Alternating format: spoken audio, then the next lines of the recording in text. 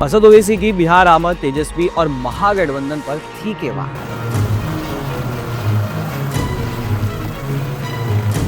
बिहार की पॉलिटिक्स में नया मोड़ आया है सामने। हक और हिस्सेदारी के नए नारे दिए जा रहे हैं।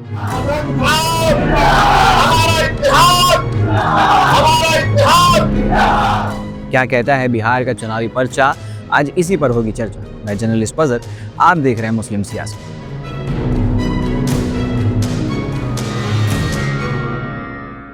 आज हम बात करने जा रहे हैं ऑल इंडिया मजलिस इत्तेहादुल मुस्लिमीन और महागठबंधन के बीच खड़े नए सियासी चैलेंजेस के बारे में, खास तौर से बिहार के 2025 के असेंबली चुनाव को देखते हुए।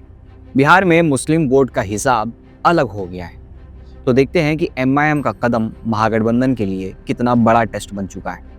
बिहार में मुस्लिम आबादी करीब 18% है, लेकिन ये भी सच है कि महागठबंधन ने अब तक किसी मुस्लिम नेता को उप मुख्यमंत्री या डिप्टी चीफ मिनिस्टर का चेहरा नहीं बनाया है।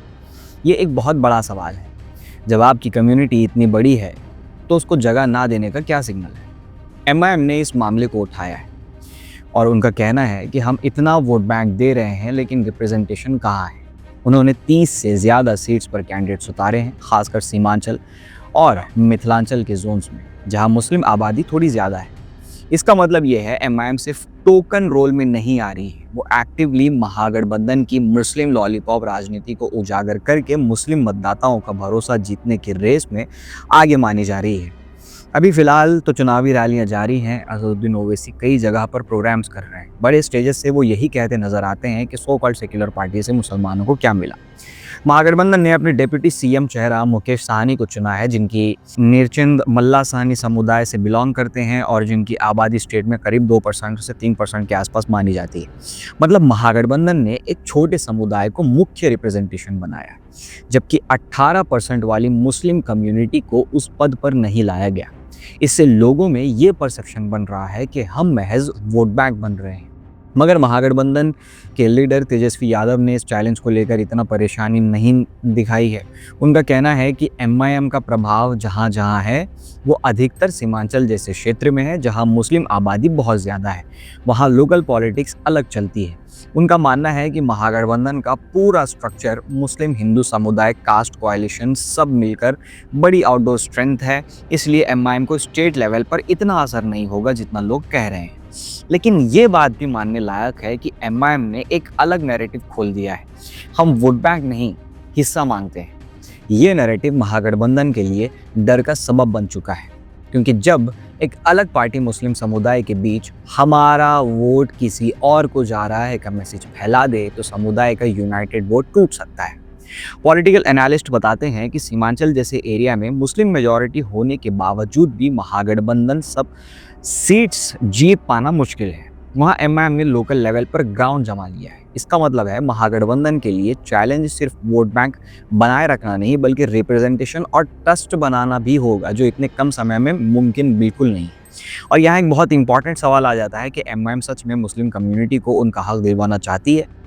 इसका जवाब उसी वक्त मिल गया था जब महागठबंधन के लिए एमआईएम ने हाथ बढ़ाया और उसे ऐसे ही नज़रअंदाज कर दिया गया जिसे 18% की रिप्रेजेंटेशन को।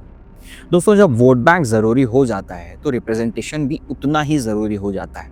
अगर एक कम्युनिटी को लगने लगे कि तुम वोट तो दे रहे हो लेकिन तुम्हारा हिस्सा तुम्हें नहीं मिल रहा, तो तब पॉलिटिकल फ्रस्ट्रेशन बढ़ जाता है।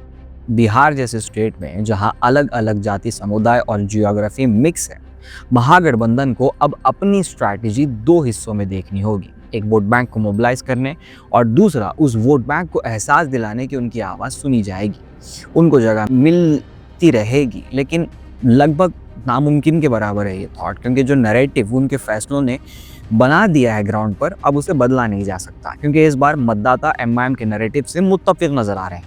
यही 2025 के चुनाव सिर्फ एक सीट फाइट नहीं है, ये बात है बिहार के सामुदायिक राजनीतिक और परसेप्शन की। मुसलमान अगर उनको सिर्फ वोट बैंक बनाया जाए और उसके बाद उनको मेजर ग्लोबल डिसीजन मेकिंग से अलग रखा जाए, तो वहाँ से एलिनेशन बढ़ सकता है।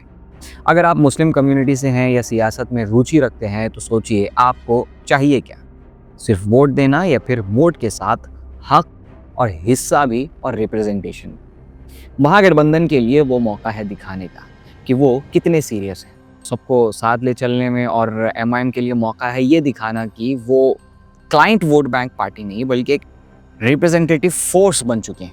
आखिर में एक बात याद रहे, पॉलिटिक्स में पावर का हिसाब सिर्फ मैट काउंट से नहीं बल्कि सबके हिस्सेदारी से होता है।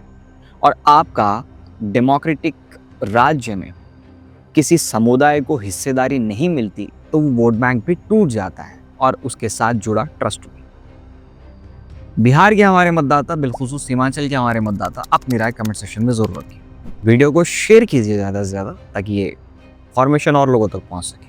मुस्लिम सियासत को अब तक सब्सक्राइब नहीं किया है या फेसबुक पर फॉलो नहीं किया तो जल्दी से कर लीजिए ताकि ऐसी अपडेट्स आपके सामने और आती रहे। मैं जर्नलिस्ट फजर, आप देख रहे थे मुस्लिम सियासत।